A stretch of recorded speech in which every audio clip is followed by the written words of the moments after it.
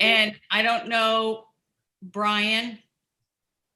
Brian is my client on the first matter on the list. Okay, hi, Brian.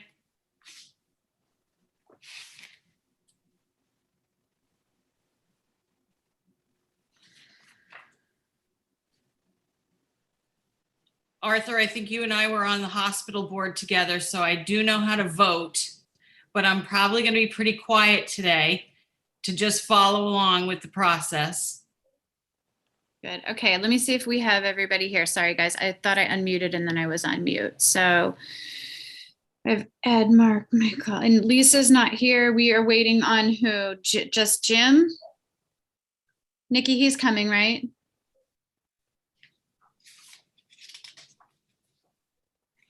Yes, Jim should be coming. I don't see him on yet, though. I'm gonna just shoot him a text and see if he's.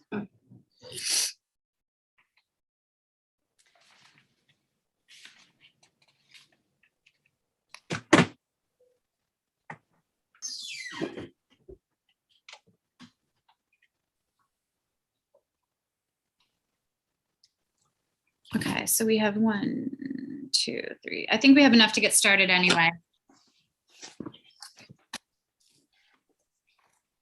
Okay, so this is the regularly scheduled September 9th Zoning Board of Appeals meeting for the town of Nantucket. Would someone approve the agenda as drafted? Make a motion for that? I'll make a motion to approve the agenda as Second. draft. Okay, so Ed made the motion and Michael seconded. Okay, so since we're back on Zoom, I'm going to do roll call again. And actually, before I do that, Leslie or Nikki, I don't need to read.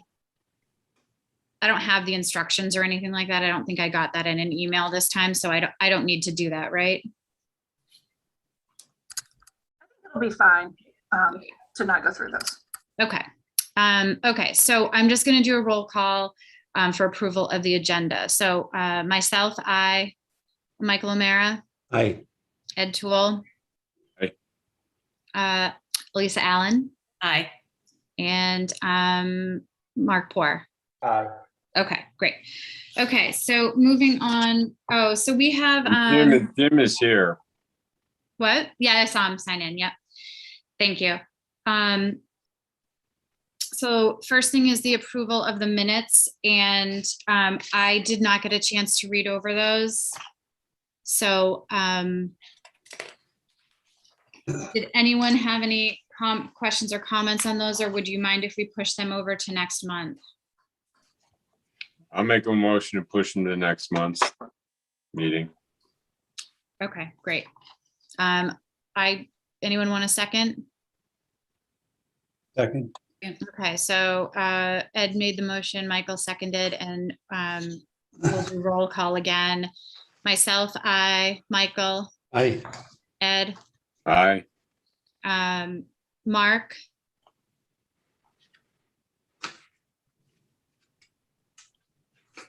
Moving on, Jim Aye. and Elisa. Aye. I think that was 5. Okay. So our first thing on the agenda is old business. There are 2 continued hearings. Do we need to do anything with those?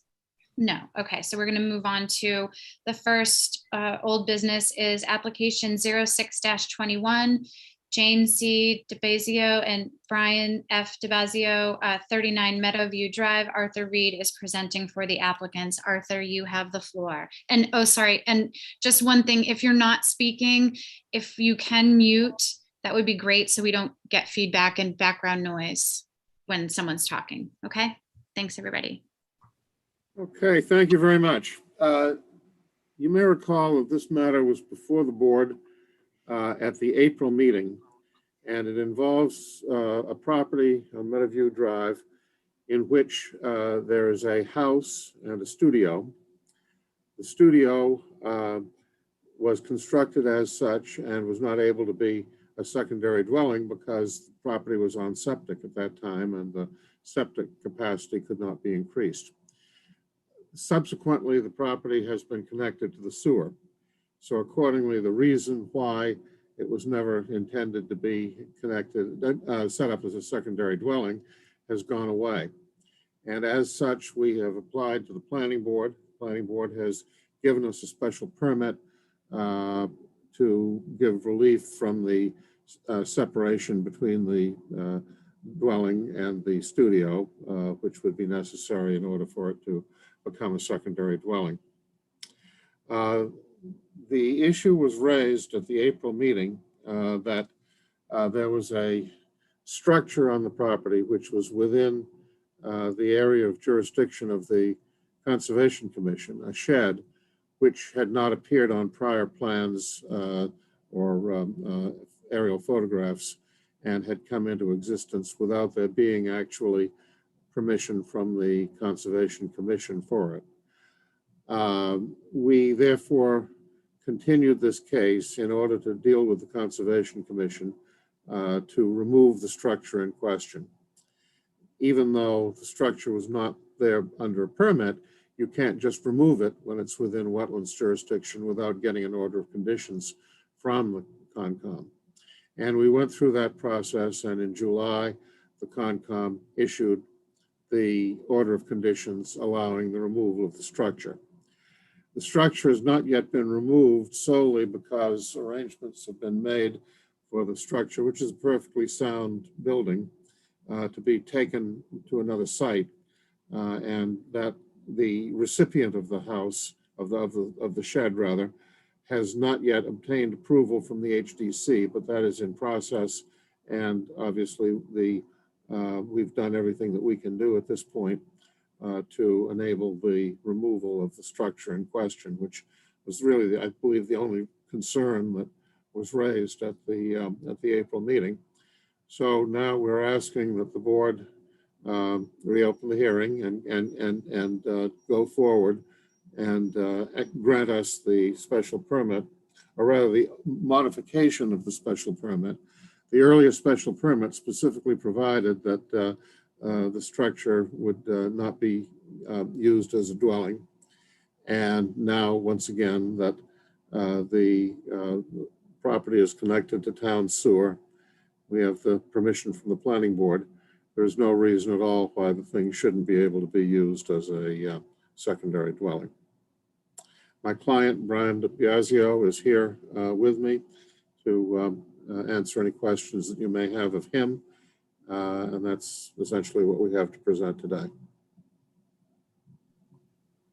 Arthur, isn't it the building inside the setback line? Which building? The little building. No, it has the necessary relief for its present location. The 5-foot setback required. There was an earlier special permit that allowed it to be 5 feet from the line rather than the 10 feet that's otherwise required. And that was when it was a garage, correct? Yeah, garage with studio.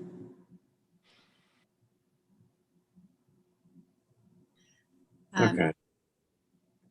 Ed, do you have any other follow-ups on that? Well, I think it's, the bit of scope creep. But I suppose a building is a building is a building. What you're using it for probably doesn't have great impact on anything else other than its presence. So I'm not happy, but Well, we did, I don't know if you sat on it. We did reduce the side yard setback to the 5 feet in 2011. I saw that. Yeah. That's when it was a garage and a shed, or a. Yeah, This is garage now- studio. This is now a full-blown second dwelling that may or may not have been smaller or done differently if they had applied as a dwelling at the time, which they couldn't because of the septic issue. So I just, feel some frustration, not at this particular applicant, that if you wait long enough to come back, generally happens. So Mhm. that's just me, though. I have a question. Sure, Lisa. So, and forgive me, learner's curve here, but if this structure was applied to be built today as it is right now, would it be approved with the new septic? Like with setbacks and with square footage? And is it in today's rules, does this comply on every level to be a second dwelling? Well, it has the approvals, it has the waivers that are necessary by special permit. The planning board has already issued the special permit, which is within their jurisdiction, for the separation between the two structures, which is normally required to be 10 feet, and that's been reduced by the planning board's action. And the earlier ZBA decision, which has been mentioned, which reduced the side yard setback from 10 to 5 feet, as is permitted by special permit in the R20 district. So it has those approvals in place. And the only question here now is the removal of the condition against its being a secondary dwelling, which was added at the time when it couldn't have become one anyway, because it didn't have the septic capacity. Yeah. But now that it has the septic capacity and it already has the approvals with its distance from the main structure and the setbacks from the side yard, if it would be considered legal now. Yeah, the only thing stopping us from going forward with it as a secondary dwelling right now is the condition in the ZBA decision against its being such, again, dating back to the pre-sewer connection days. Okay. Right, but I think, Elisa, I think what you're getting at maybe is would the ZBA, if this application was coming to us, would we agree if it was a blank slate to reduce the setback from 10 to 5 Right. so that this could happen? And Ed's point is well taken that we did grant the setback reduction for a studio garage with the caveat that it wouldn't be a secondary dwelling. And maybe that was because of septic, or maybe it wasn't, but that was our condition that we put on there. So, well, I don't think it was because of septic at the time, because that wasn't really within our right. scope. I think it was because we didn't want to see another, if you're going to put another dwelling on there somehow, septic or not, it should meet zoning. Yeah, I agree that that's what we were doing. Leslie, you have a comment? I do. In retrospect, I wish I would have included this in the staff report. So you all granted the relief to reduce the setback to the 5 feet with the stipulation that it not be a dwelling unit. Now, I think back in the winter, they came to the planning board to request the secondary dwelling.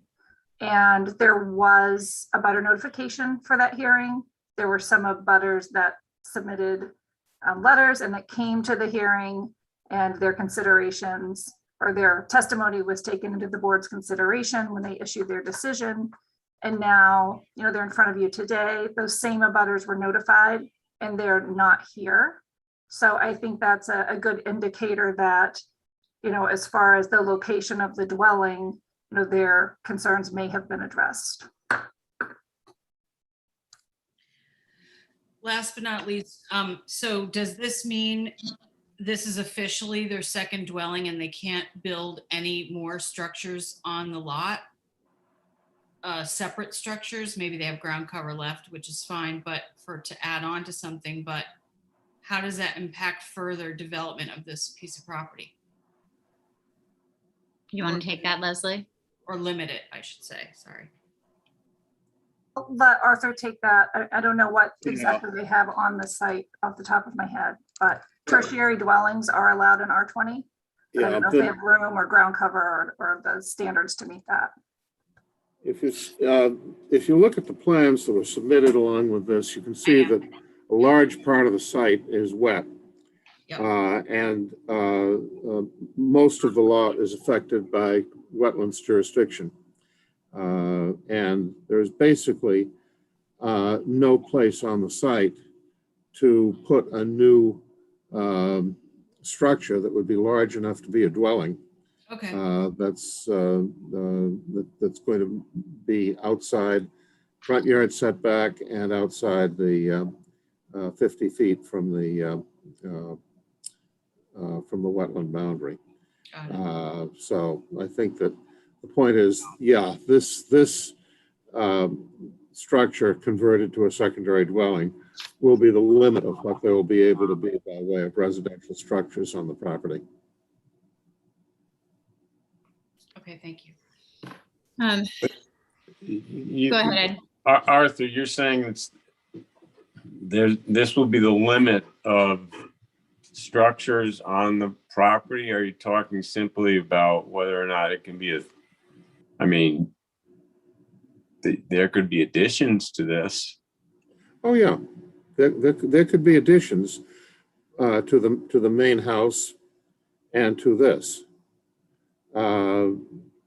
Because of the placement of this structure, I think any alterations to it would probably require further relief from the board, and you could put that condition in the decision.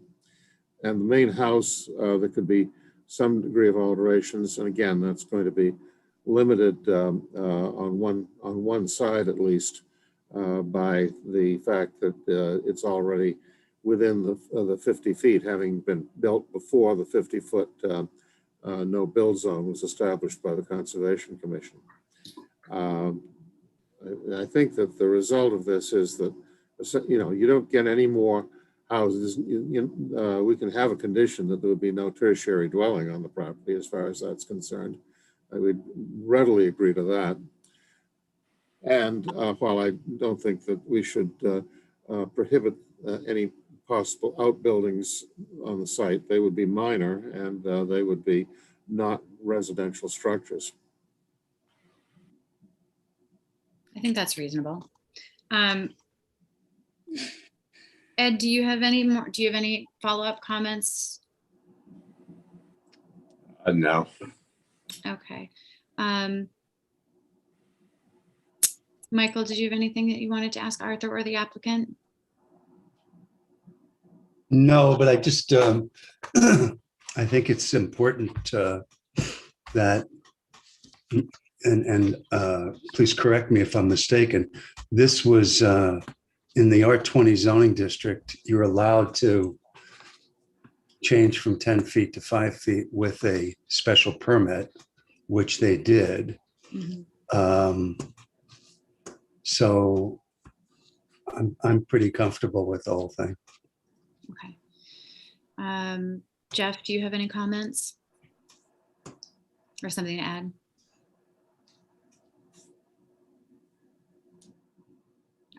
Okay. Jim? That on this, I'm sorry, am I muted now? Nope, you're I good. couldn't agree with Ed on this. I don't know what's changed except the septic part, and that wasn't really part of a decision back then to not allow residential. So I don't know why, even though the setbacks are allowed with special permit, that it changes the use. That's it. Okay. What else do I have here? Mark Poor, do you have anything that you wanted to ask of Arthur or the applicant? I think we granted the special permit relief for a structure. The use of the structure is by zoning purposes and all other purposes available for change. So in my estimation, with the advent of the sewer connection, they have the ability to address this issue before the planning board and adapt this structure to a second dwelling.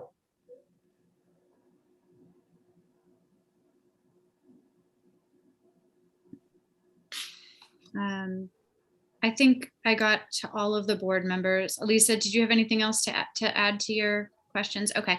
I just wanted to make a point of saying, before we go any further, and I'll ask if there's any public to speak. I just wanted to thank the applicant for the letter that they sent in. I think it was dated May 11th, maybe I'm getting the date, maybe it was May 2nd, but just acknowledging what had happened with the shed and addressing the concerns that we had the last time we met about this. So I just wanted to thank you for that and that follow-up. Is there anyone, Nikki or Leslie, in the public or with their hand up? Yeah, okay. So if Arthur, do you have anything else that you wanted to add in closing before I go to the board and see if anyone has a motion to put forward? No, I don't think there's anything further that we can present. I think you have the whole story. Okay. Can I ask a question? Sure. Has this building already been converted to a dwelling? I mean, what is its present use? Arthur, do you want to answer that, or do the applicant? It's been, Brian can add to that. I know that the area upstairs, the studio area upstairs, has been used basically as an office by the tenants of the house. Brian, that's the present situation, isn't it? It is not converted to a dwelling unit. It has been used as a part-time office as needed. And that's about it. It has storage up there, as well as there's a room on the first floor that's used as a game room. I had a pool table in there. So no, the answer to your question, Mr. Toole, the answer is no. Okay, because Mr. Blackwell's site plan specifically states there's a bedroom in that building. Mr. Blackwell has since changed the site plan, and that was done in error, and I corrected him on that when he submitted the plans. And Mr. Blackwell was never up in that structure to make that determination, sir. And we have pictures that could be easily shown to the board that show it. Basically, there's a table in there. At times when they need a conference table, there's a conference table in there. That's about it.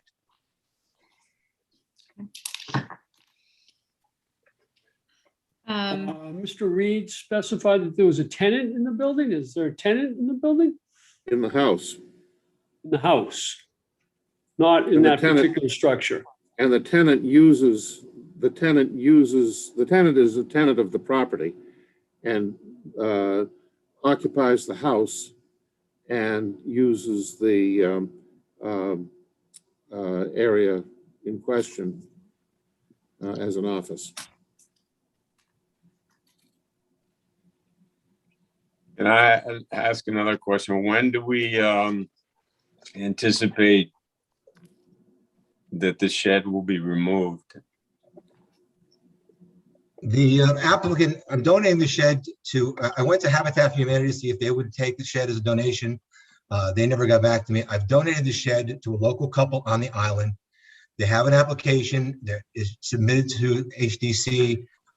From what they've informed me, they're hoping to have it on this month's agenda, if not by next month. They already have plans done with Barrett Enterprises to do the necessary removal of the shed and have a landscaper set up to do the remuneration, that's the remediation that needs to be required, which is basically just throwing some loam down in grass. That's all Concom requested once it's done. So everything's ready to go. It's just a matter of getting HDC approval. And again, with the summer and with the building, with the stress on the building and schedule for everyone, it's been pushed out from a time frame just based on availability of scheduling. So our plan is it's going to be out of there between now and next month. Does anyone on the board have an issue with the fact that the move off permit has not been granted? Personally, I don't, but. I do. Okay. Elisa, you're shaking your head. Okay. I don't. I appreciate the property owner's efforts to remove it. And I'm okay with it. Okay. I don't understand why it wouldn't be removed before we grant release, though. Well, we can, if enough of the board members feel that way, we could continue until the move off is granted. But I can't imagine, I can't imagine the HDC wouldn't allow, like, I can't think of why they wouldn't allow them to move it off. No, it's a formality with HDC. It's going to a couple that lives in Tom Nevers, and they have to ruin the property.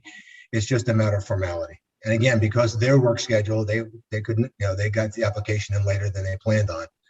It's been a trying time with COVID, and the lack of help and all the requirements of people, demands for people that are working on the island right now, and they did not have a chance to do that.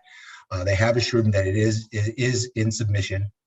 So we're just a matter of waiting now for HDC to review it and approve it. I think we all know how backed up the HDC is at the present time, which accounts for some of this. We do, but the thing appeared by, without approval, and now you're asking us to,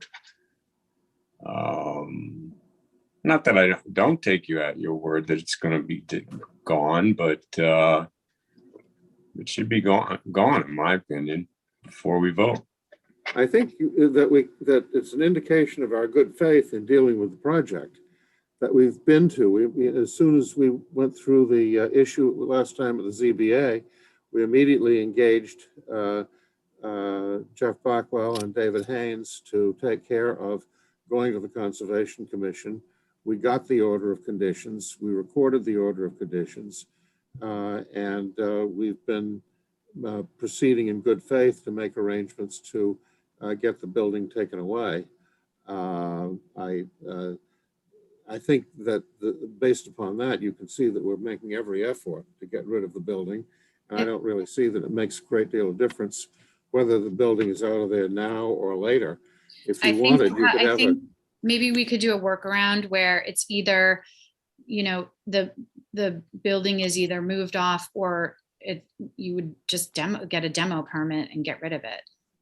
What I would like to suggest would be that you put a condition in that prior to the issuance of any certificate of occupancy for the structure as a secondary dwelling, that the shed in question will have been removed from the site.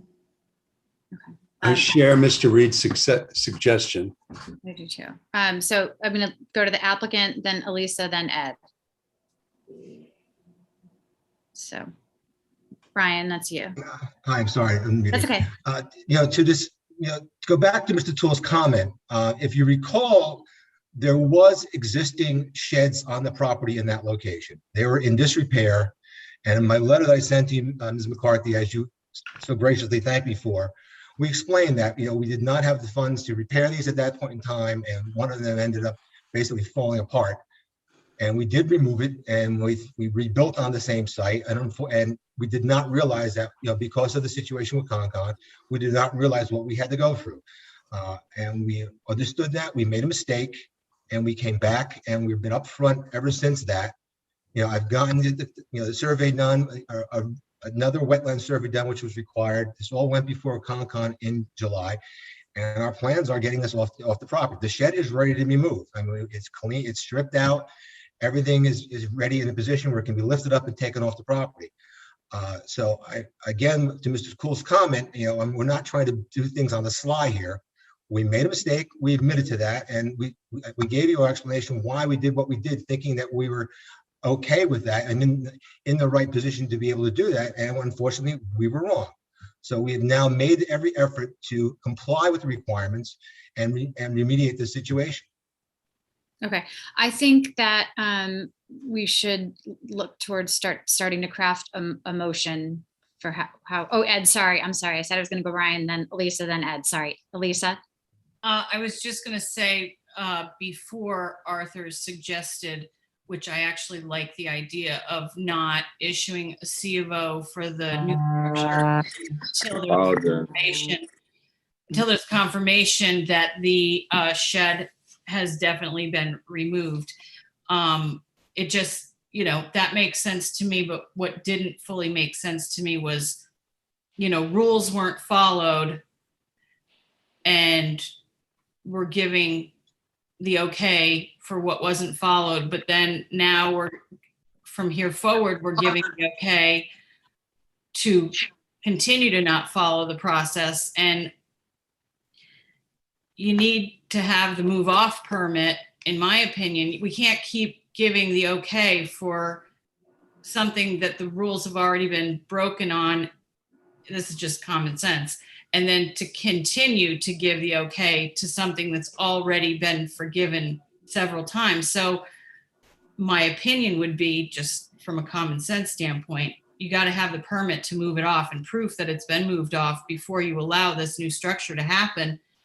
But I guess if we withheld the CO, but then again, maybe they won't want to get a CO and they'll still have the shed. I don't know. I mean, not specifically to this application, but I think if you continue to let people not follow the rules when they're asking for forgiveness, it just doesn't make sense to me.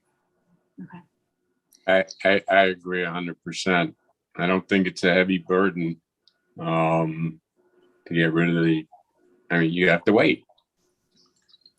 Well, The building's already up, so the building's already up. So what are you planning to do to the existing proposed, the structure? Just put a kitchen in? Is there a kitchen in it now? presumably. There we is put a no kitchen in there now. Everything that is in there is per code. There is a full bath that was granted. Yeah. There is no kitchen. What has to be done before the building can be approved for occupancy, and that's through the plus department, is there is no second egress. And that is the next step. Once the zoning board approves everything, then our plans are to submit for permits to have a second form of egress put in. You would need a kitchen as well. And you're This is saying true. That there would is, have to be permitted as well. So that's where, again, step by step. The kitchen's the easy, the kitchen is the easier part. There is a sink there. That is not the difficult part. The difficult part is the second form of egress. So that would come first, and then in the process, we'd have the permits done for what is necessary to have a kitchen put in. Okay, I think we should work on a motion, because it seems like I'm hearing seems to be like two different camps about the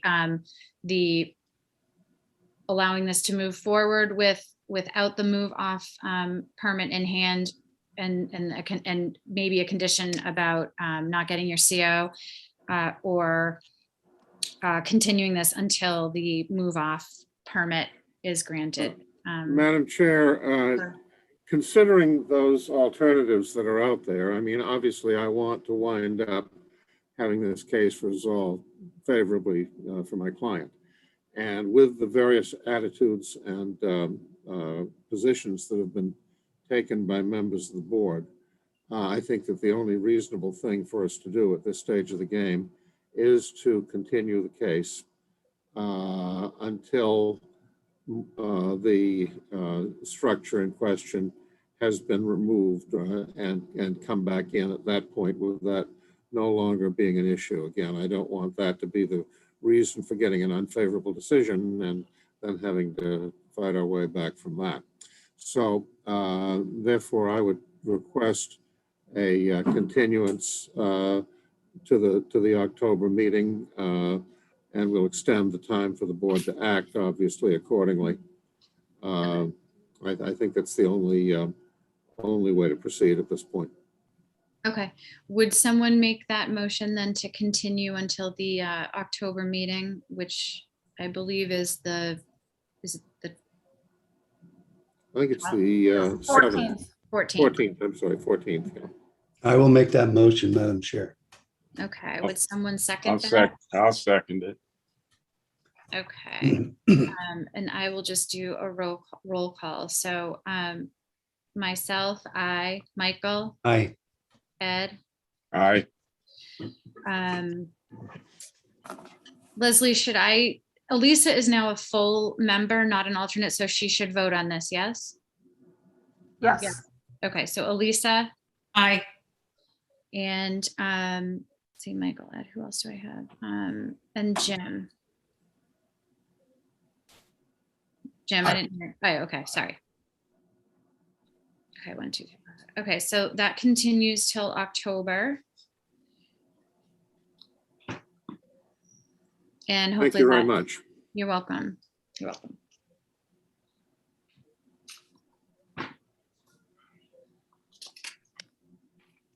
Okay, so we can move on to new business.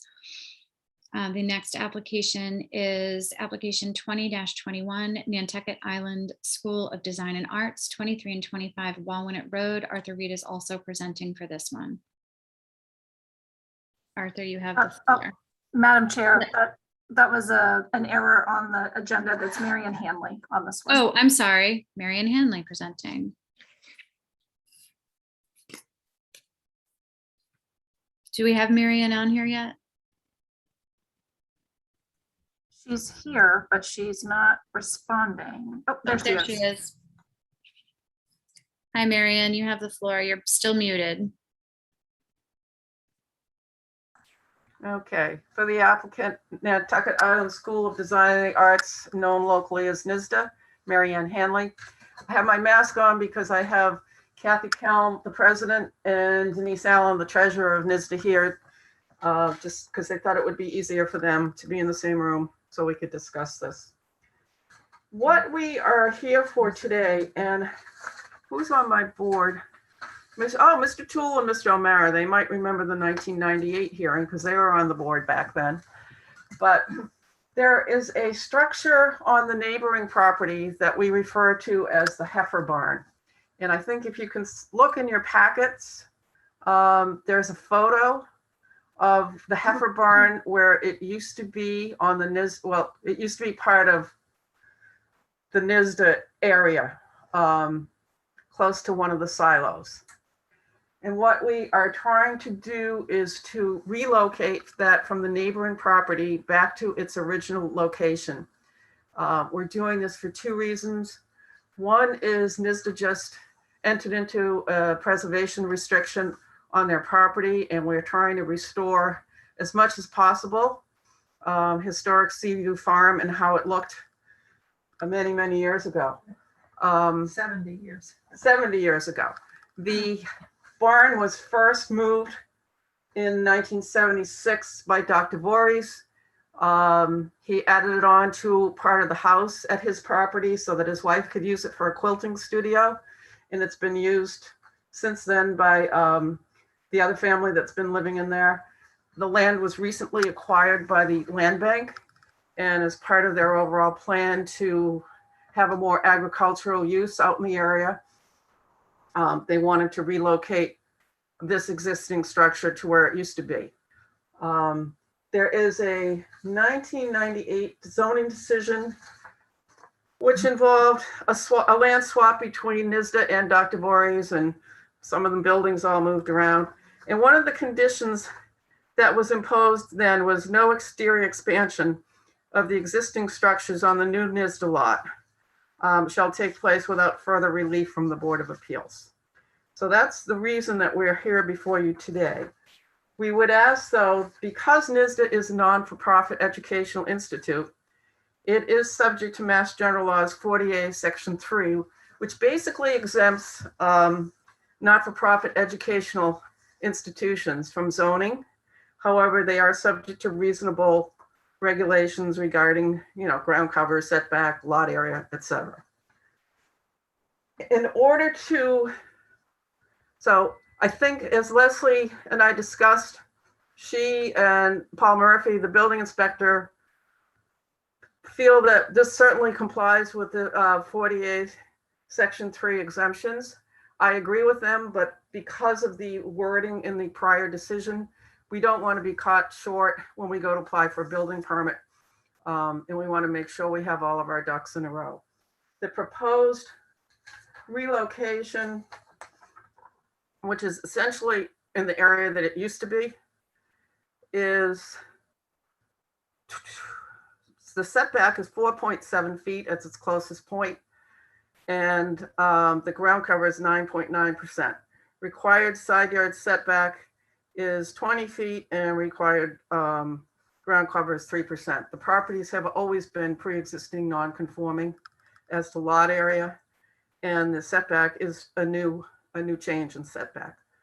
We can't, it looks like we have a big lot and we could move it around a lot, but we can't because A, there's wetlands, there's septic systems, but more importantly is that because of the historic preservation restriction, Preservation Institute wants to see it where it used to be so that those photos that you have in your packets can be recreated and we can go back to the way things were 70 years ago. The structure will be used for classroom facilities, studios. Potentially in the future, we could renovate part of the second floor for residential use for a caretaker or a staff director. That's all in the future, but for now, it would afford NISDA a means of getting a building back onto their property with an area that would be superb for their arts program. I'm not sure if you all know, but we've pretty much been out of business for the past 2 years because of COVID, and we haven't been able to have our summer programs. And knowing that we could have this type of a building moved on, most likely next fall, because the current occupants of the adjacent property have the right to stay in the house on the property through next fall. But it would be a huge economic, educational boon for NISDA and a historic boon for the rest of the community because of the preservation of this structure. If you have any questions, I'd be happy to answer them.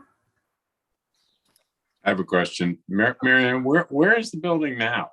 The building now is on the property next door. Do you have the assessor's map in your packet? We do. Yeah. It's, there isn't a page number, but it's in there. Right, it's at 19 Wawinnet. And yeah, no, that's not the assessor's map. I don't No, think- this one, right? Yeah, it's this one, right. So basically, it used to be here on the NISDA property. And then if you look at the neighboring property, the building that's closest to the lot line, not the freestanding one, but the one behind it, it's right there. It was added on to the old house. All right. I unfortunately, I don't think, do we have that? We do. I took it out of order, but I think it was right behind or in front of the abutters list. Susan, do you want me to do a screen share? That would be awesome. And this is a good time for me to be reminded. I was going to ask you guys, and I can do this offline as well, to when you do the packets going forward, if you can do page numbers in the packet in red as well. I guess it doesn't have to be red, but it's always historically been in red that matches with the staff report. So then we can easily Amen. jump back and forth. Would be great. Yes, I didn't realize that there were not page numbers on the pages. It's okay. I meant to mention it last month and I forgot, and then I was reminded earlier today of it. So this is a good example of when why that's important. Okay, so if you're looking at that assessor's map, where it says 2080, 25, there's a dashed outline of a rectangle with a little extra rectangle. That's where essentially it used to be. Okay, that's part of the old foundation that's still there, but it's in pieces, so it's not the entire foundation. Then if you move, let's say south, down towards, there's a big, long, wide rectangular building. That's the long barn. That's part of the NISDA property. Then if you go to the, west, down the driveway, the middle building that's like, it looks like it's like a big H with an L on the end of it, right there. Yeah, perfect. That's great, Leslie. Right in there. That's the piece that we're planning to cut off from the other rest of the building and go back through the yard, up the driveway, onto the other one. They actually picked the whole thing up in 1976 and put it on a truck and moved it. And hopefully that will be the same way it will get accomplished this year or next year. Has someone done an architectural drawing of what it will look like without and then with the addition of on where the new location? Is there any elevations or drawings done? No, we haven't done that yet because we wanted to go to zoning first. I do not know what the plans are for the rest of the building at 19 Wawinut. We don't own it. It's not our property. But my guess is that they will be doing some work on that as well. And then, as Kathy just reminded me, I think part of the reason for moving this portion of the building is to better facilitate access to Eat Fire Spring as part of their overall agricultural development of the property.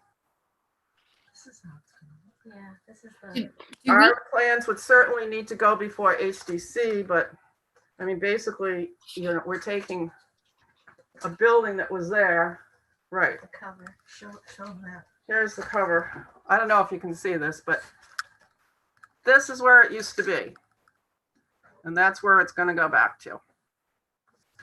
And I think you have I'm sorry, you have a very grainy photograph in with the application materials. Kathy was just able to get some better reproductions and brought them into me this afternoon.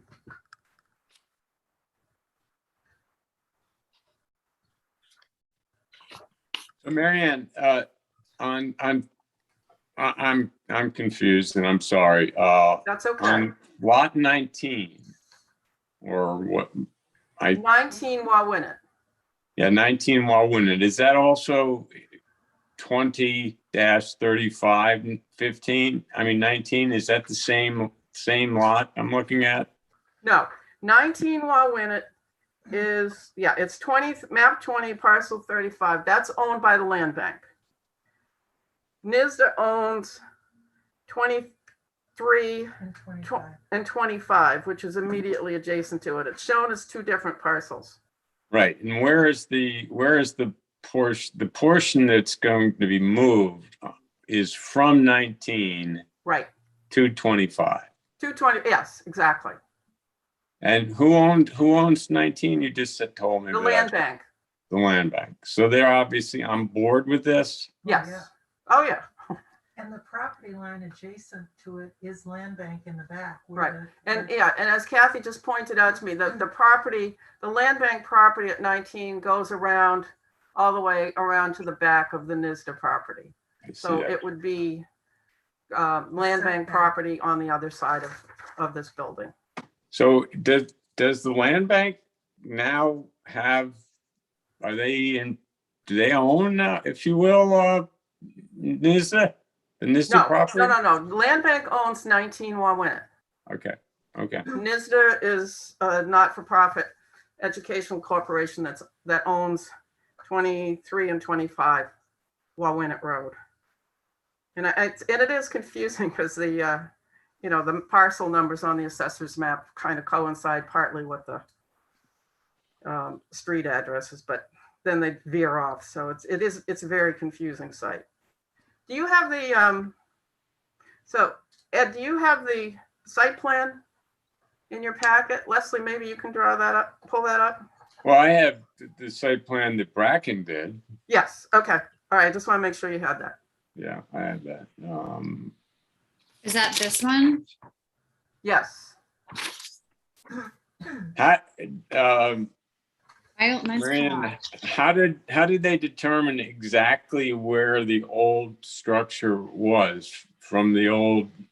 I mean, the 4.7 feet, for instance, in the 7. Because of the cement, the photos, and it actually shows on a 1973 land court plan before they moved it. But the lot lines were different. I mean, the lot lines were totally different, but the structure itself. Yeah, the lot line looked different. Yeah. Or they look like more grass up there. Plus, the thing that helps us immensely is the fact that there's a silo there. This is one of the only, there's 2 existing silos left on the island, and they're both on the NISDA property. But the silo to which this would be adjacent to is also a landmark that helps us get where we need to be. Are you concerned about the 4.7? It's only a portion of the building, but that's got to be, it can't, there are fire code issues there, no? I do not believe that there's a fire code issue. That's something I'd have to talk to Don Bracken about. But, he did the plan, he showed the sighting. There certainly is room to get around to the back of the building. Well, no, I mean, a structure can't be, I think, maybe somebody else in the business, like Jeffrey, could help me, but I think the structure has to be 5 feet away. Otherwise, you have to,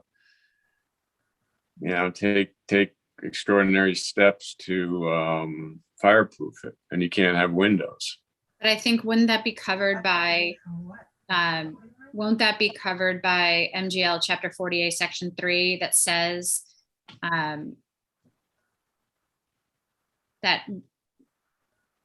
it would be deemed reasonable. It would have to be reasonable and still, I would think, comply with fire code and all that. Like, we're not blessing.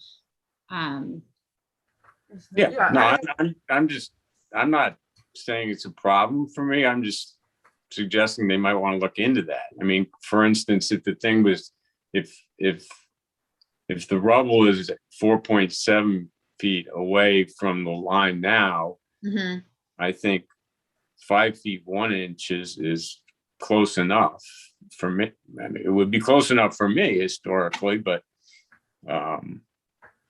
it's up to them. I'm just saying it. There are issues. Yeah, well, we certainly will have to work, within the parameters of the building code and fire safety codes. So, Right. And I believe, again, we will be discussing the whole renovation, not renovation per se, but there have been some changes made to the exterior of the building, which we're going to have to, undo and replicate it so it looks like it used to look. And, if it comes up that we need to move it 3 or 4 inches, hopefully we can work that out with the Preservation Institute. They're committed to working with us on this project because of the fact that the barn is as historic as it is. Is Nikki or Leslie, is there anyone in the public that's signed in on this to comment? No, not at this point in time. Okay. And there was mail in support, but I didn't see any. Did anything come in? Michael, you have something? Okay. Yeah, Wait, you're muted now. I have a couple of questions whenever it's convenient. It's convenient. I just wanted to make sure that I didn't miss any mail on it. Couple of questions. How many parking places are you proposing here? We're not proposing any changes to the parking. We've got room right now. There's 42 and 9, so that's 51 spaces, which is well over. We're only required to have 19. Okay, thank you. Is there a plan where it says 42 plus or minus parking places? It's on the site plan. No, I see that, but I don't see the spaces delineated. And in my mind, there's no way in hell you could get 42 parking spaces there. It's around the other side. Yeah, it goes around to the other side, Michael. These are all calculated by Don Bracken. Where the driveway is? We don't have them, there's not physically delineated because basically most of it's for overflow parking for an event. From day to day, there are maybe, how many people there? Well, cars wise, Yeah. maybe 15 or something. Maybe at the most, we have 15 cars on site, during the summer when there's classes and teachers And bikes. and well, bikes don't count. Oh, I know, but that's how people get out. Okay. Question number 2. Well, what's the proposed function of the heifer barn once it's moved? Needed classroom. Needed classroom, studio space, Okay. office space for staff. And as I had said earlier, potentially, if we can comply with building code and think that it is appropriate, we might, use the part of the second floor space for housing for a staff member or a full-time caretaker. Like Because one. it's currently an apartment, one-bedroom apartment. I don't believe I believe it's part of the existing house next door. I don't know. I haven't been inside of it. Well, I'm talking because I was in it as recently as 6 months ago. And it was a one-bedroom apartment, bath, no question about it. People living there. In the Heifer Bar? Yeah, we're not, it's part of the house space, but I don't think it was a separate, I don't know. To be honest with you, I have not been in it. It has Okay. a bathroom It and it doesn't have any kitchen. has a bathroom, it doesn't have a kitchen. So Well, maybe it the might have been a kitchen- different part of the house. Okay, then the kitchen's been taken out in the last 6 months because No. I happen to know the tenants that lived there for 4 Oh, years. that's in the front. Oh, that's the building in the front, Michael. Okay, That's a different. That's a completely different building. okay, I'm sorry about that. That's all right. As I said, it's very confusing because the sizes of the pieces resemble the size of the other building. Leslie, could you point to the building we're talking about? Is it the Gambrel? Not that Yes. picture, no, on the site where it's going to be moved from. I don't think we have that. Go up to page 52, Leslie, the assessor's map. Okay, there we go. Okay, yep. Just trying to zoom in. He wants to know where it is now, I think. Right. Sorry, I'm not used to managing the screen share, so I'm a little slow. Okay. Okay. So this is where it is now, Marianne? That's where it's going to go, Oh, right over there. over here. That, right there. That just half of that, the upper half of that building that you're circling. Yeah. So See that, Michael? that wing right there, That that wing. top part. Perfect. Okay. So that's attached to the main house. Yes. And you're saying it's currently being used as a barn? No. It's currently being used as part of the main house. Okay. It was a barn. It looks like a barn okay. from the outside, but it's not a barn. No animals. Okay. So if it moves back, am I on mute? If it moves back, as it is, and we say that if we went the route of there's no relief needed because we think it's covered under the Mass General Law, what is the use allowed for it in the new location? The use is basically what we would apply for. Initially, it would be for classrooms, office space, artist studio space. It's an extension of Yeah. of It's the- basically, it's an extension of the school. It would be similar to the use of the bigger building, the barn building on the property. There's too many barns, but I was just trying to get at if there was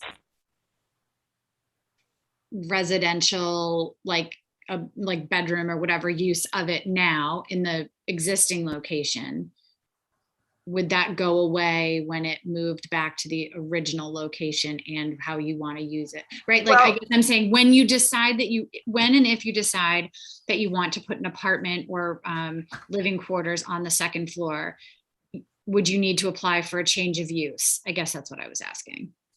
No, well, like we'd have to fine. apply for a building permit to renovate it. Right. For staff, basically for staff housing, but it would still fall within the Dover Amendment because it's part of the educational process and it'll be used for And that's schools. considered a reasonable. Right. use. This is not going to be rented out to, for people for vacation. It would be integral to the operation of the existing school. And it won't be like a dormitory or anything. No. It's not big no, enough. no. Okay. And one more thing, is this the picture of where it was and where it's going back to? Yes, And this is the structure we're talking about? yes, Okay, thank you. thank you. Okay. Marianne, did the applicants want to say anything else? I mean, it's really great that they're there and can provide this background information. Anything else that they wanted to let us know? No, Okay. that's that? No, I don't think so. They just, this is very important for the school to be able to do this. As I said, there have been some, economic issues because of COVID. There's been we've have artists that have expressed an interest in doing what they want to come to do there and to have a studio. And it's beautiful and it's serene, but they need more space. It's just simply more space. And here we have space that all we have to do is move it a few 100 feet. That's not all we have to do. Trust me, we'll have to, I like your renovate inside and run characterization. cable and all that other good stuff, but Right. it's a lot easier for us than to, and the other thing is we couldn't stick build something here now because of the preservation restriction. This is perfect for us. Right. Because it's a historic building that used to be there. Okay. And Marianne, Don Bracken surveyed the old location by measuring the foundation remnants. Is that correct? I'm not exactly sure how he does it.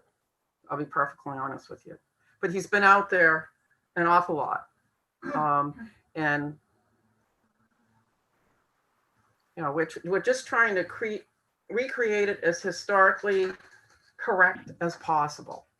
I mean, it has nothing to do with squeezing in 4 spaces over there or anything. I mean, it just seems crazy not to be at least 5 feet away, but that's on you. Possible. I mean, we do have a little bit of room to fool around with the parking spaces and move, they don't have to meet any offsets, and maybe we could, if we can bring it forward a little bit, that would be fine. But again, as I said, we need to deal with the Preservation Institute and make sure they don't have any real objection to it. And the other thing too is because of the existing silo, there's only so much we can do.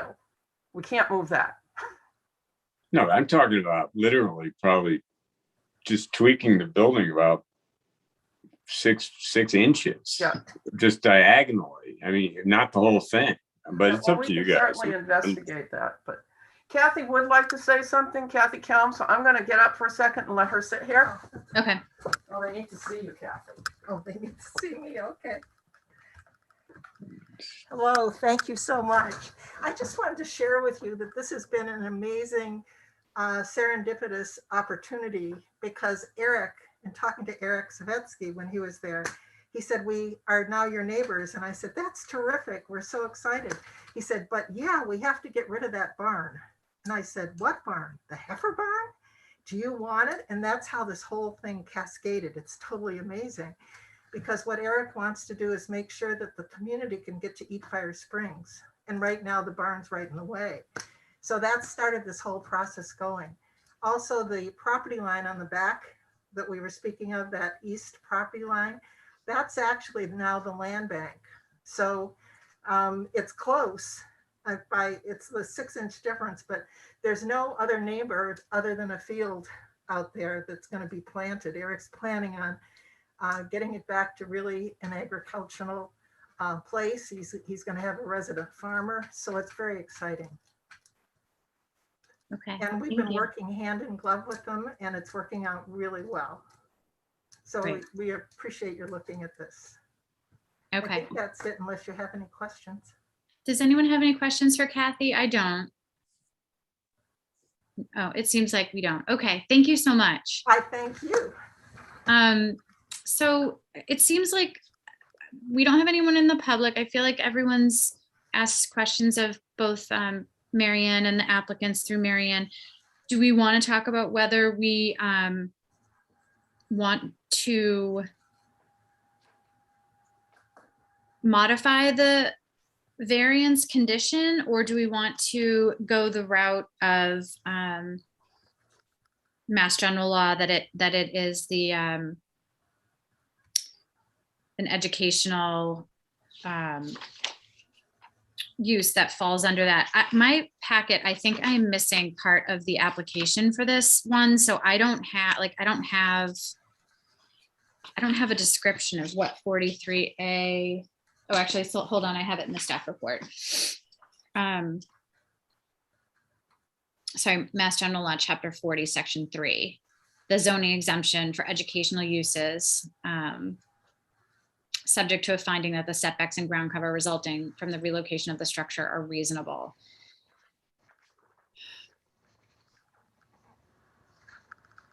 So Ed, you seem to have maybe an issue with the reasonableness of them, or I mean, it's fine. I feel like the other not hoops that they'll have to jump through, but the other permit issuing authorities will deal with those. Do you? In large measure, I agree with you. I was just sort of, I was just wondering how they determine where the building was going to go, and if Don is saying that that's where the old one, because the other, it doesn't look that way on some of the other. It doesn't look that close, but it's not a big deal to me.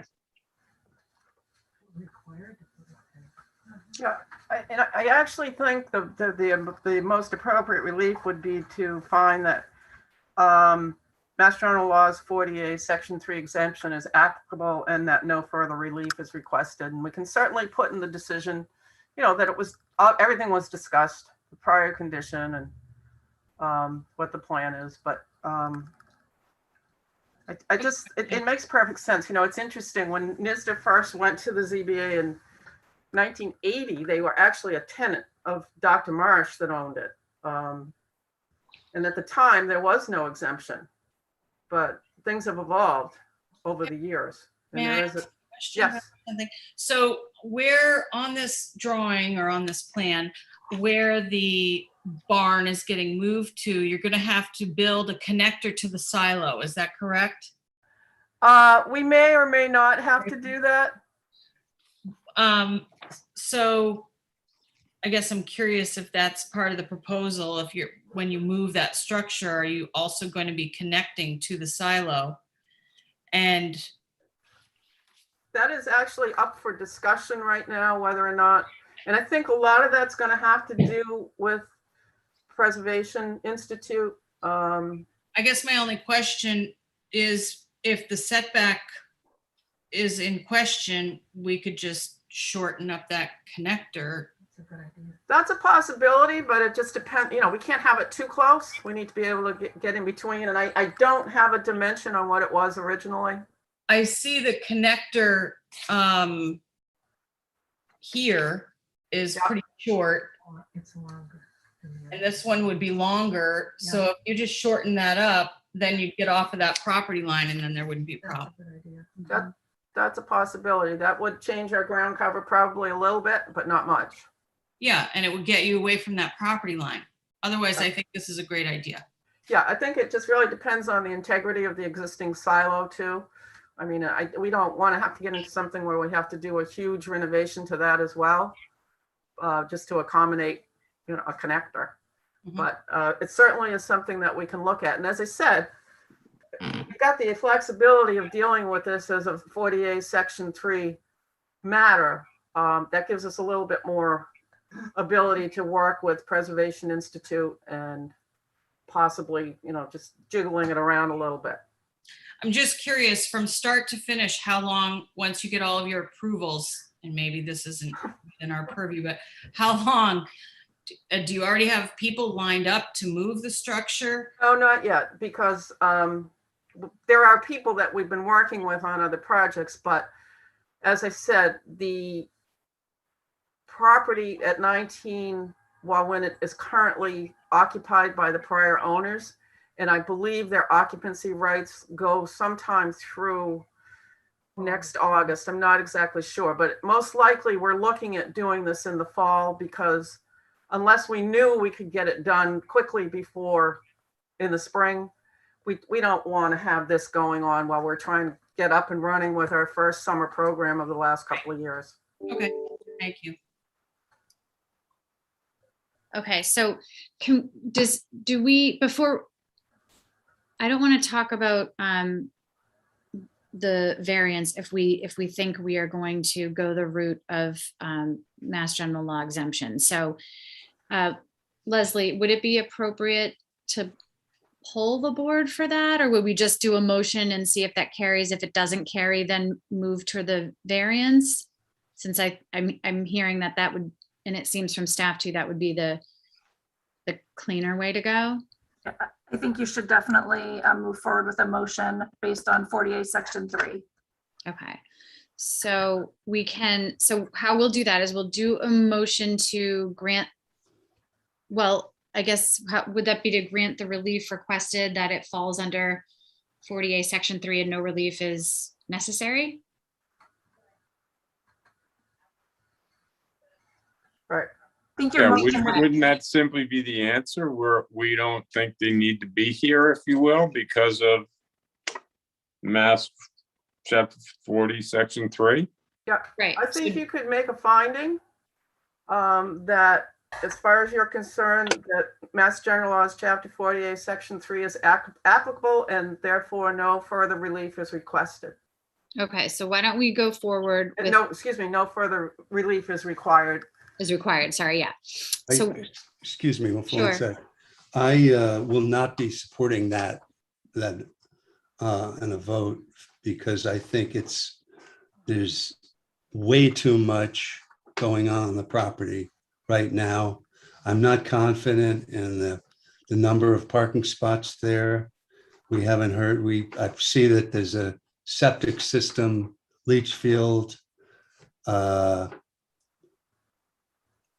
That's brand new. Somewhere, up in a corner that, where there's wetlands all around it, and I'm not supporting it. If they want to come back with a plan that shows parking spaces and shows that nothing has happened to even those 4 spaces and the 5 spaces towards the water from it, and delineate all the parking spots, I might consider it. But right now, I think there's way too much on the property.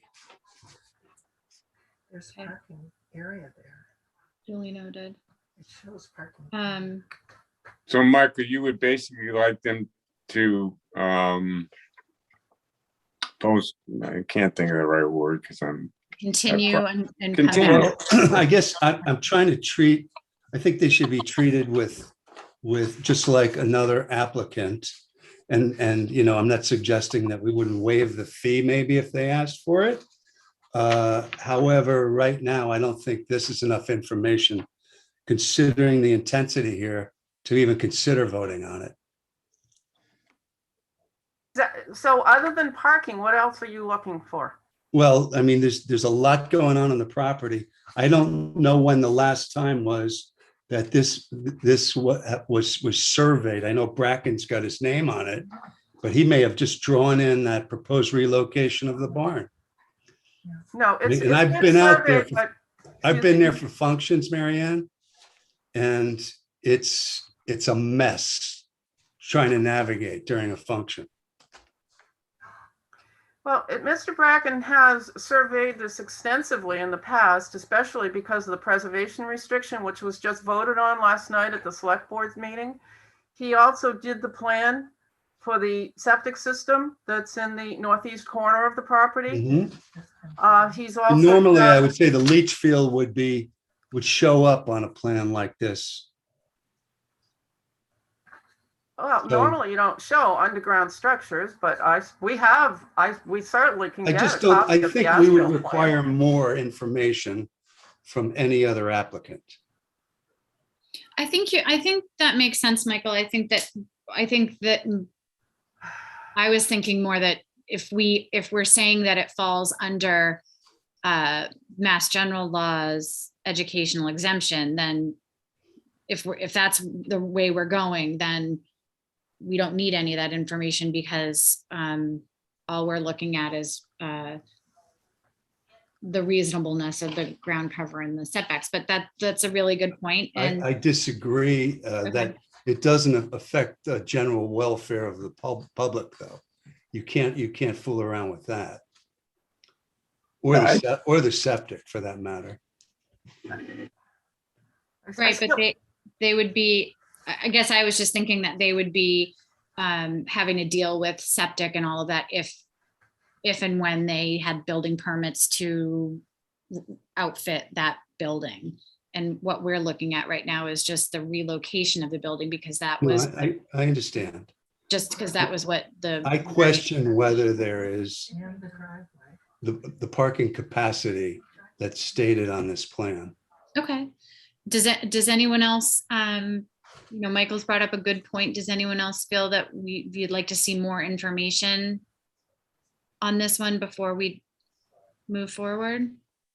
I'm of the opinion that I would be willing to pass it as is. I mean, I think this is what the law or the exception to the law is applicable to. If we hold them to specific parking requirements, we're not really following the letter of that law. I mean, this isn't like a school, and I'm looking at the property online. I think it's great. I think this is exactly what the exception is for. Yeah, it doesn't have a bunch of hydrangeas and a manicured lawn and all, but I think it's great. I think it fits exactly the way the property is set up to be. But I respect your feelings on it. I mean, I will say it would be nice to have more information, but if we're going to go the Chapter 40, Section 3 route, we're basically not washing our hands of it, but sorry. It's a different issue. It's on someone else, not someone else, but we're not blessing it per se. And I'm I'm fine with that. I don't mind being the only person that doesn't support it. Mr. Thayer, do you have any comments? I feel that we should probably, I'm okay with it. And I understand where Michael's coming from regarding parking and septic, but I think by us moving it forward, that becomes somebody else's issue. And I don't think Paul Murphy can issue a building permit for this thing without reviewing the applicable septic and parking and things like that. So. Yeah, the septic system is actually new. It's not brand new, but it's been installed within the last 5 years. Within the last 2 years. And there is a certificate of compliance from the building department. And Don Bracken was the one that monitored all that. And I think if what I'm hearing from Mr. O'Mara is for some reason, I think he thinks the leach fields are under the parking. No, I just think that this isn't what we would normally require from an applicant with one big, very strange shaped area that says 42 parking spaces total. Well, you might be able to get 42 parking spaces in there if you stacked all the parking. Maybe you could get 42. So I agree with that, Michael. I think that this, saying that this, I wasn't really looking at this parking area because I don't feel like we are blessing this plan. That's not my intention anyway. And I feel like that will be, I think what Marianne said, they were calculated, but they're not delineated. I think when they try to get a building permit or a CO or whatever they need, that will need to be sussed out. But for our purposes, and maybe I'm oversimplifying it, I really was just focused on whether whether the the setbacks and the ground cover are reasonable. And yes, if this was an applicant that was not an educational institution coming before us to get relief from a variance, this plan would not be acceptable 100%. But I don't know that we get there. And that's what I was trying to get at. If we think we're going under the Mass General Law exemption, then we're not commenting on those other issues, only on the impact on ground cover and setbacks being reasonable. Which, in my opinion, and again, I'm only one person, but that this has the benefit of the preservation easement, that it's going back to an existing location, that it's historic, that it's restoring, that it's going to give extra classrooms. I'm inclined to, me personally, be okay with it going under the exemption. Well, Susan, I see Michael's point about, especially the 42 parking space blob. It doesn't look possible to me to have. So are we concerned with the parking? That would be my only question. Well, the reality. I'm not concerned with it for this, because so I think that's a conversation that we have if we say we don't think this is exempt. If we don't think this is, and Leslie, chime in and correct me if I'm wrong, or Mary Ann, but if we don't think that this falls under Mass General Law and we're going to look at the variance standard, then I think we do get into a conversation about parking and septic and those other things that we normally would. And I think we would want to require a much more detailed plan. But how I read this was, and how my understanding is, if we as a threshold think that this falls under the Mass General Law exemption, then we're not addressing any of those. And those will have to be addressed later, like the fire code separation, all of those other things will have to be addressed, but not at this level. And But basically what we're saying is, you don't have, this isn't our purview. Well, no, I think if the building was right on the property line, or it was not an existing structure that used to be on the property but was coming back, and they were just saying, we want to build this, giant Quonset hut thing, I think then we could have, I would want to have a bigger conversation and deeper conversation about whether or not it's reasonable. But given the fact that specific to this property, this application, and that building, the fact that it was already on the property, there's the foundation that was there, it's going back. Maybe it'll be added on to later, but for now, that's not on the table. I'm inclined to think that it is reasonable in the location that it's going, and that even though it's increasing the ground cover, and that. Right, and I guess I would I'm looking at the decision from 1998, and it says in it, NISDA must provide a minimum of 19 on-site parking spaces. And looking at this plan, we've got approximately 51. Well, I do think, Marianne, that you'd have a hard time showing us 42 legal spaces. And I don't know why Dom would put that there unless you can do it, but I'm sure it was there when he got hold of this plan. Yeah, because if you look at the 4 space or the 5 space little rectangle, there's no way you're fitting all that would be 8 more times 5 in there legally. I don't think. No, it probably means I'm assuming it says it's a grass parking area, like out at Bartlett's. I'm sure you can just, I haven't been out there, but I'm sure it's just, it's 42, maybe it means 42 cars can fit there, but that will have to be worked out. That'll have to be worked out on another plan. We have, as I said, we're not asking for any sort of parking relief because we don't need it. We have enough parking under the prior decision, and that's not changing. So adding this building doesn't change your parking calculation? Same amount of students, Same amount of students, same amount of staff. And again, more space.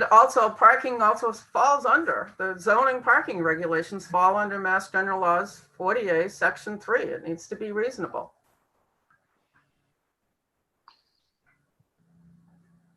So I think we need to have a vote on that threshold issue of whether if we're going to move forward accepting the 40A Section 3, or whether we don't agree with that and we want to talk about the variance. So unless anyone has anything new to add, I think we should. Marion crafted the language for a motion, which I think made sense. Which was what can you say it again, Marion? Do you remember? Make a finding Right. that the proposal as shown on the plan is reasonable. And then in accordance with Mass General Laws, Chapter 48, Section 3, that it's exempt and doesn't require any zoning relief. Yeah, I for one would want to get rid of the notion that we say it's reasonable. Well, I think we have to say it's reasonable. I would like to get rid of the notion that we're somehow blessing this plan. Right, that's my concern. Yeah, I think, I mean, the standard is, I think we could say that the setbacks and ground cover resulting from the relocation of the structure to its original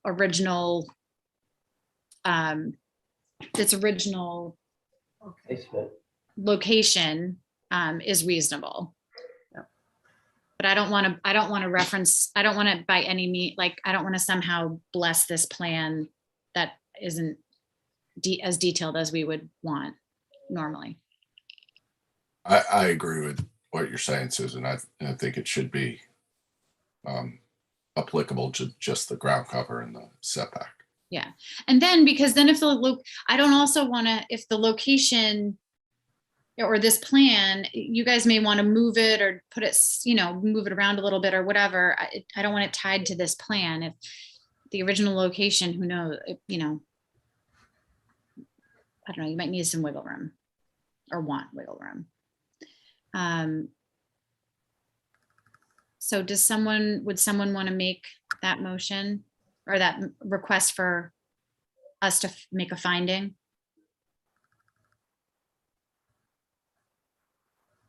I'll make the motion. Okay, so Jim has made the motion. Would someone second? I'll second it, but I think the wording is important, so. Yeah, let's make sure we have it right.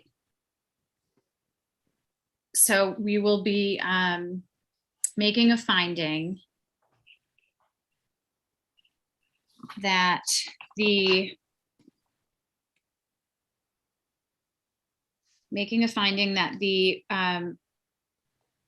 moving of the barn back to its original location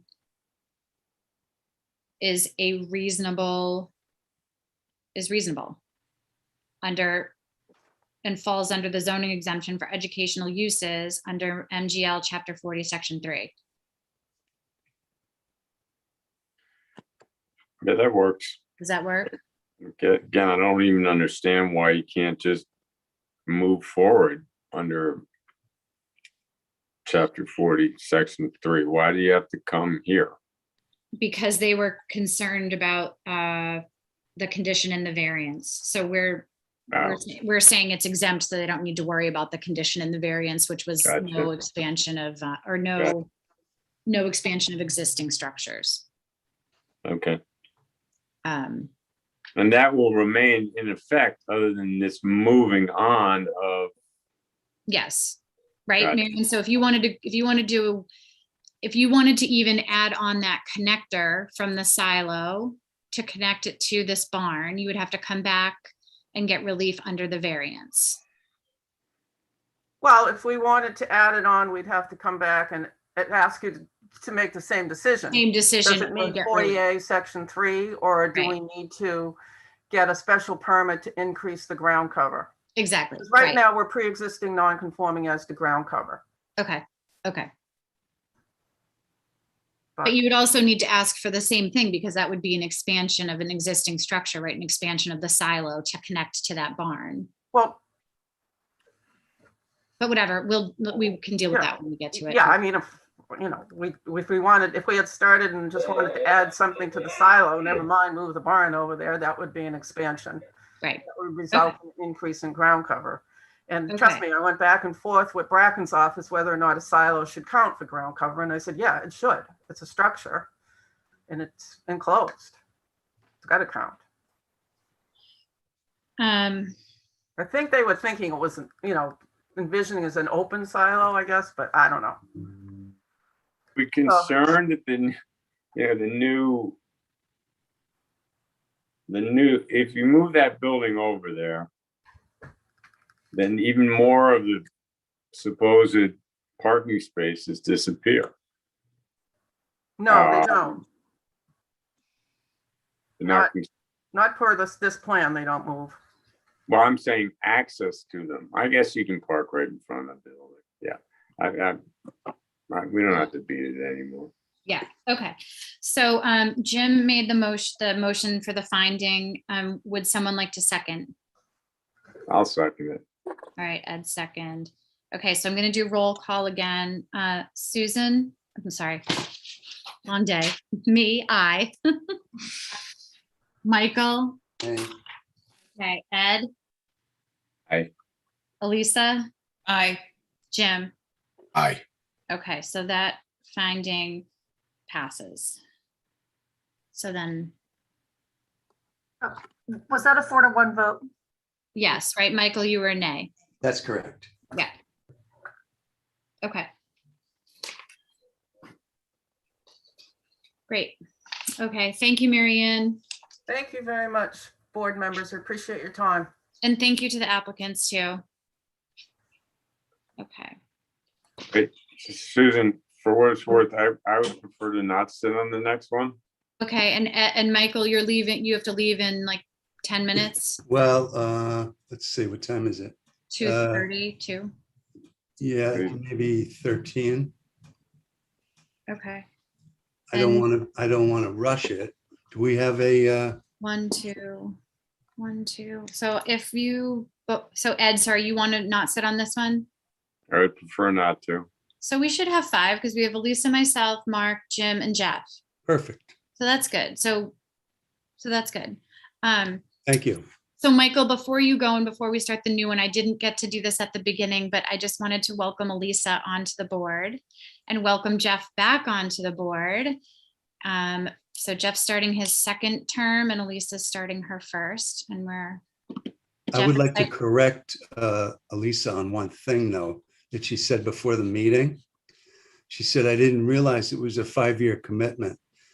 Elisa, it's a lot longer than 5 It's a years. lifetime. Michael and I were young men at the time. I get that feeling. Well, was it Mary Ann who referenced or Arthur, the 1998 decision you both said? Yeah. Yeah, Mhm. I don't know. Ed was just out of college. Close. Not really. All right. Well, I don't think All we right. have any other business after that. So if you guys want to sign off, and you can, or you can stay on until your time runs out, whatever you Thank you. prefer. And I'm gonna sign off. good Okay. job. All right. Thank you. Okay. Bye-bye. Bye, guys. We'll see you next month. Bye. Okay, so our next application is 2121 Michael S. Jemison and Christina Jemison, 195C Hummock Pond Road. I have Bailey presenting, but it's you, Brescher, right? It's me. You're stuck with me, Okay, Madam that's Chair. great. Floor is yours. Great, thank you. Good afternoon, Board of Appeals. Attorney John Brescher representing Michael S. Jemison and Christina Jemison, the owners of Unit 2 of the Gardner condominium, which is located at 195C Hummock Pond Road. The applicant is before you today requesting special permit relief pursuant to zoning bylaws section 13930 and to the extent necessary 13933 to allow for modification to some existing zoning board of appeals decisions, specifically special permit number and decision number 040-04, which capped the amount of ground cover on the condominium, 2,500 for each unit. What they would like to do is to increase the available ground cover or the ground cover for their particular unit to 3,309 square feet so they can construct a pool cabana. This is sort of an interesting condominium in as much as the property is deemed pre-existing non-conforming, not with respect to frontage, land area or setbacks or anything of the sort. It's actually because there were 3 dwelling units that existed prior to 1972. So in doing so, it has been considered historically a pre-existing non-conforming use because of the number of dwelling units. One could argue with the adoption of the tertiary dwelling bylaw that it is not. It is no longer pre-existing non-conforming, but I'm not sure that this would really exactly fall on or check that box. So nonetheless, the use is still considered pre-existing non-conforming. As such, historically, the owners have had to go to the Board of Appeals to allow for expansions of ground cover. The last of which was, I believe, in 2004, which allowed for the expansion of the units to 2,500 square feet. As I mentioned, they're trying to add about an 815 square foot pool cabana.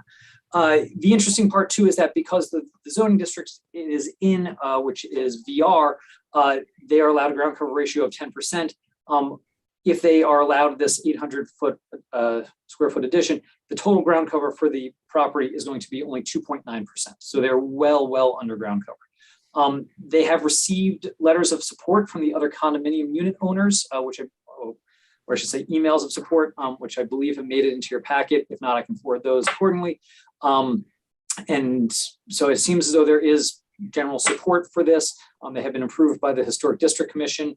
And again, I think that this type of modification to the existing special permit to allow the ground cover, and it would just be, and by the way, per one of the emails of the condo unit owners, it would just be for this unit. I think any other condo unit owner, if they wanted to increase their ground cover, could come back to the Board of Appeals.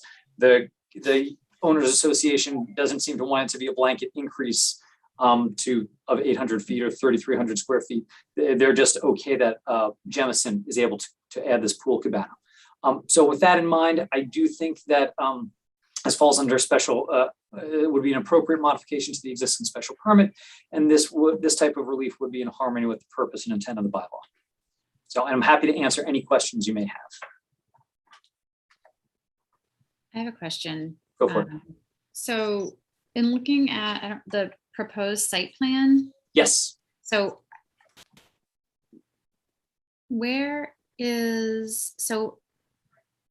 I see part of it is R20, Oh, right? I think that, so Mr. Malloy's site plan is a touch outdated. Okay, it says it's July 16th, 2021. So This property was rezoned at 2021 ATM to VR. okay. So he just missed that.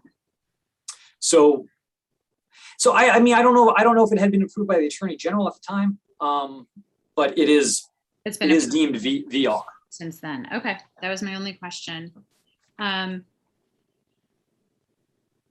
Oh, sorry. My other question was, do you know for the other 2 units, Mhm. it looks like you have plenty of ground cover, so this 815 is not going to cause any problems.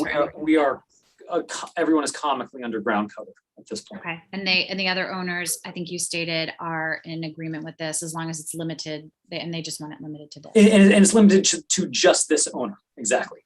Just this unit. Okay. Anyone else have any questions at this point for John? Are any abutters against this? Not that I'm Letter aware of. from 200 Hammock Pond Road, which I believe is across the street. That was in the email. Yeah, I think I saw it in Leslie's. Yeah. It's in the packet. Oh, wasn't it? Yes, it's in the packet. Just before the abutters listing. And the land bank hasn't weighed in on this at all? Oh, yeah, here it is. Sorry, it was on the back.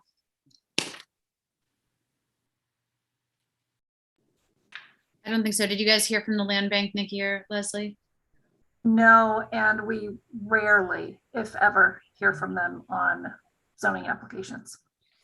Where are the letters of support in the packet? I sent those out to you all separately with the staff memo because they came in after the packet. Oh, yeah. Okay.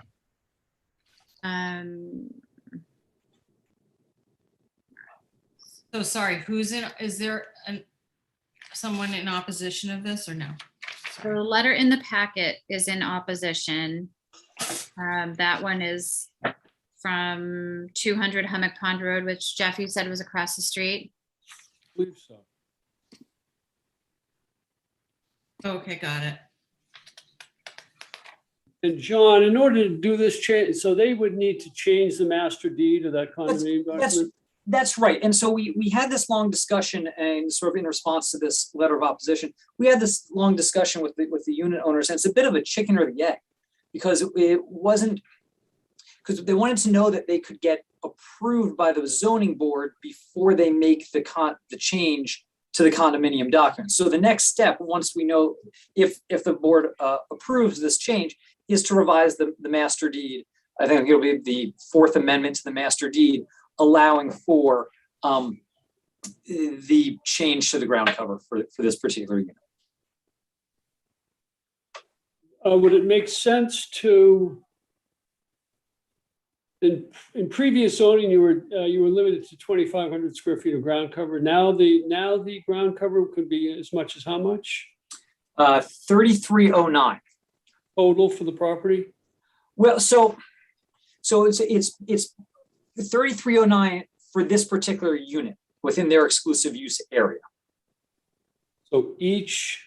So the other two units A and B still have 2,500. And it's just C that would go to 3309. Smaller? Pardon me, what was that? Why is that? They don't want to have that. We asked if everybody wanted to have their ground cover increased, and they elected not to. Well, I guess that was my question. If you're going to change the master deed, if you're going to go to the trouble of doing that. Would make sense to me as well, but the sort of within the homeowners association, they just wanted, they were okay with just unit C doing this. And I suspect that if somebody wanted to do this, it's been 17 years since anything happened. If anybody wants to come another 15 years from now, they would just do the same thing again. And why was it initially limited to 2,500? Oh gosh. Part of the reason I think was because the zoning was different. It's a much less restrictive zoning.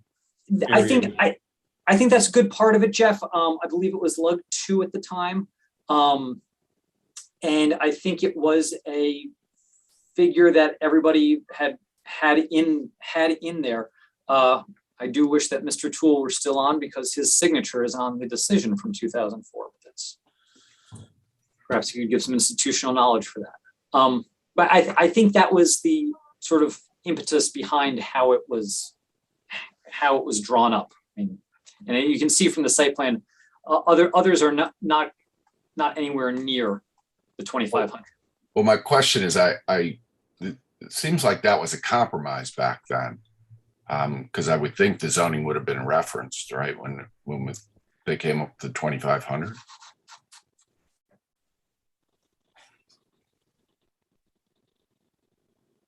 And if it was a compromise, then I'd have a little more trouble seeing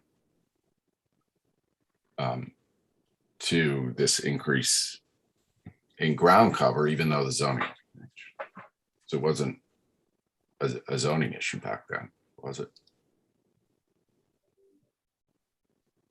I couldn't tell you exactly where the 2,500 came from. I recall that the whatever ground cover sort of expansions were, all of it was on the basis of everything being a pre-existing non-conforming use with respect to the number of dwelling units. That was the driving factor behind any of these restrictions, and why they had to go in front of the Board of Appeals.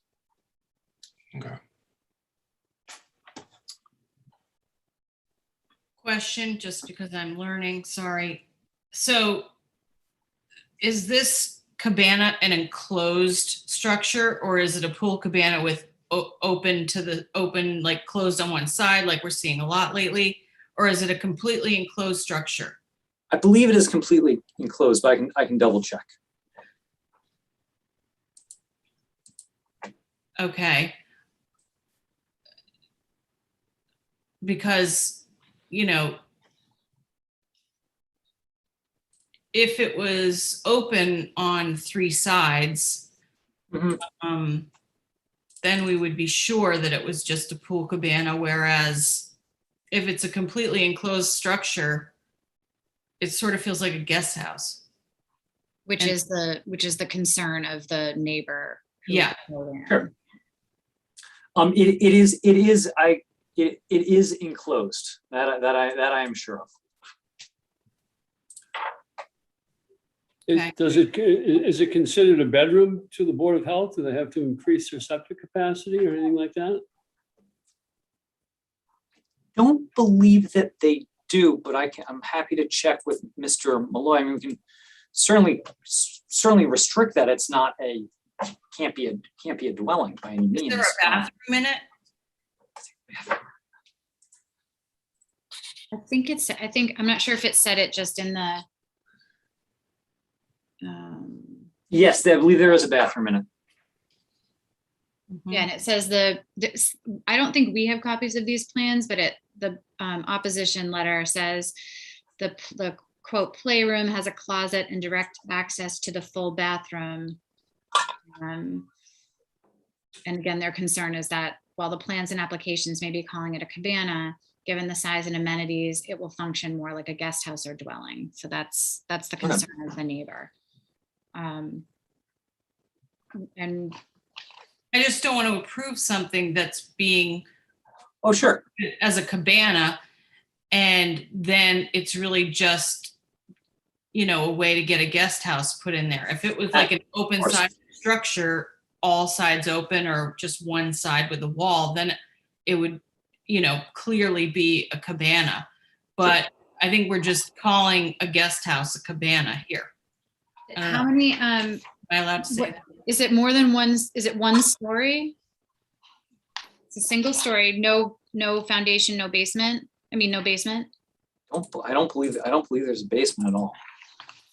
I think if it has a bathroom in it, the Board of Health and the building department are going to consider it to be a dwelling. A bedroom. They're going to need to, they're going to need to have the septic capacity for an additional bedroom on the property. I believe. Mm-hmm.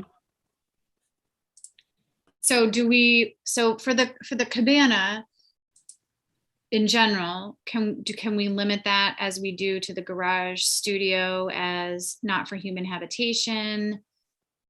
No. Can we approve a drawing of it? Or is that not what we're allowed to do? Like based on this drawing, we approve it. Well, usually we would want to see,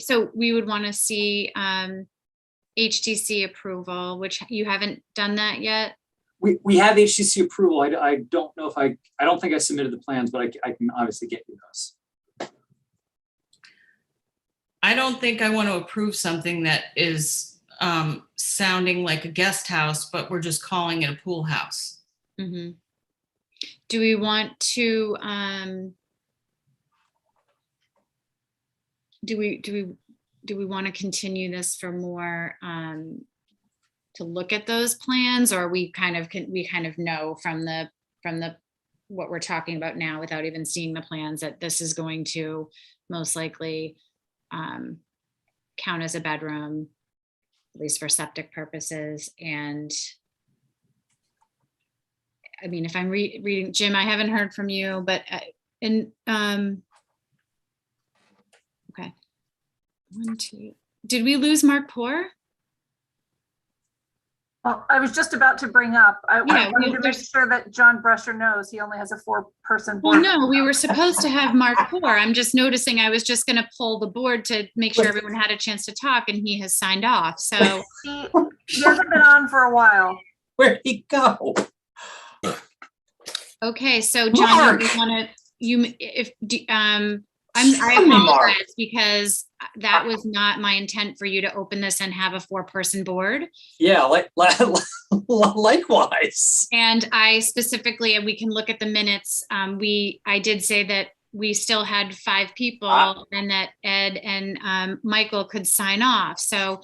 I saw Mark on there when we started. Yes, so I don't know if he misunderstood or whatever. Okay, so not to jump ahead, but my guess is that I'm going to ask to continue. But with that in mind, what other information would you like me to get you for the next meeting? A copy of the HCC plans, any info related to septic, just confirmation that it's not going to be used as a bedroom. What else? Is there anything else that you're thinking of so that I can just get I would you like to see something complete? a pool house or a cabana, not a dwelling, not a secondary dwelling that's called a pool house. Okay. Yeah, I think it's important to see the renderings. You know, we have this standard of substantially detrimental to the neighborhood. I mean, I don't see a lot of cabanas there. I mean, so in that particular area, I walk that land a lot and kind of like the way it is.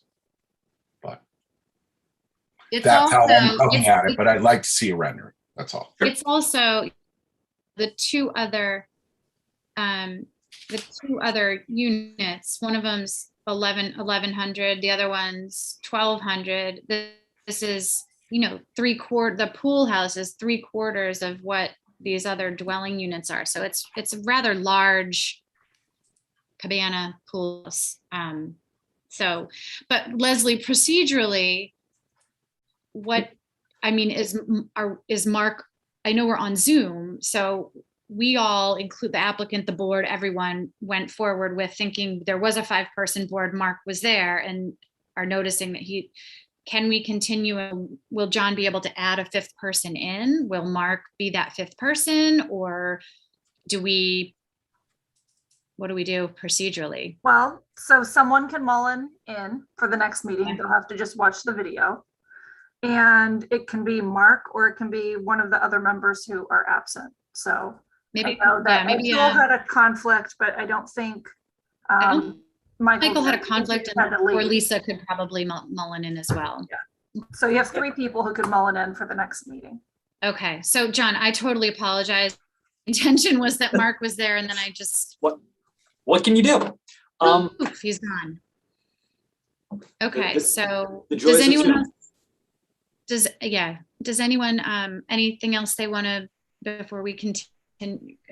John asked to continue this. Anything else that anyone would like to specifically see from him?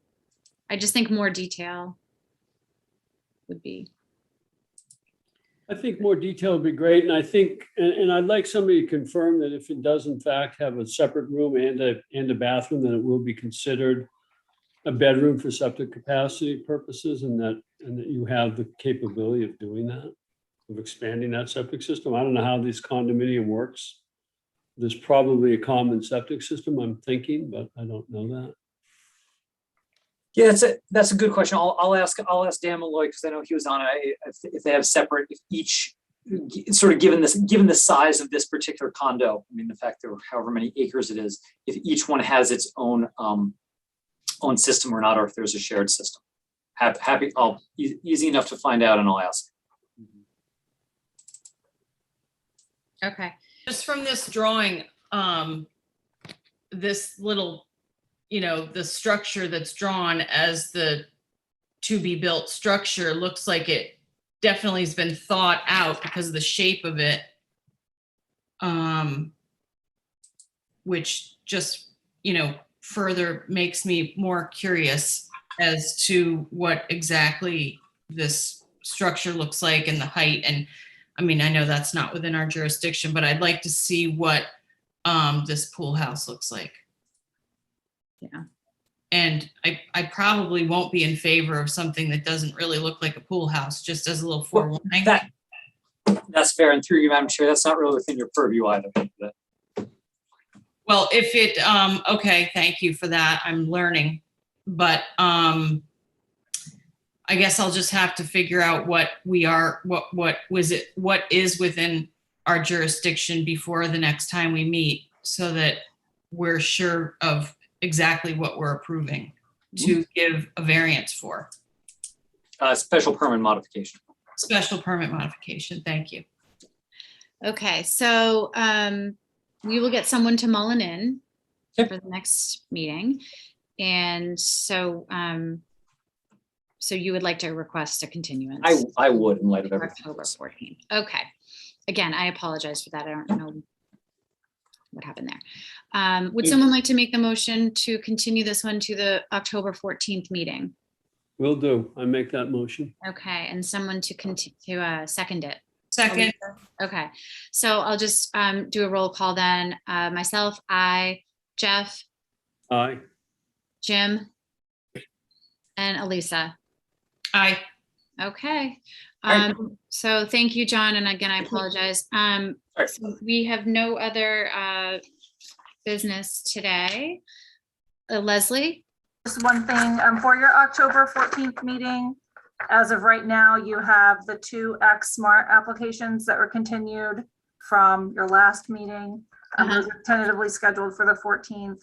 You continued DeBazio to the 14th. You continued this one to the 14th.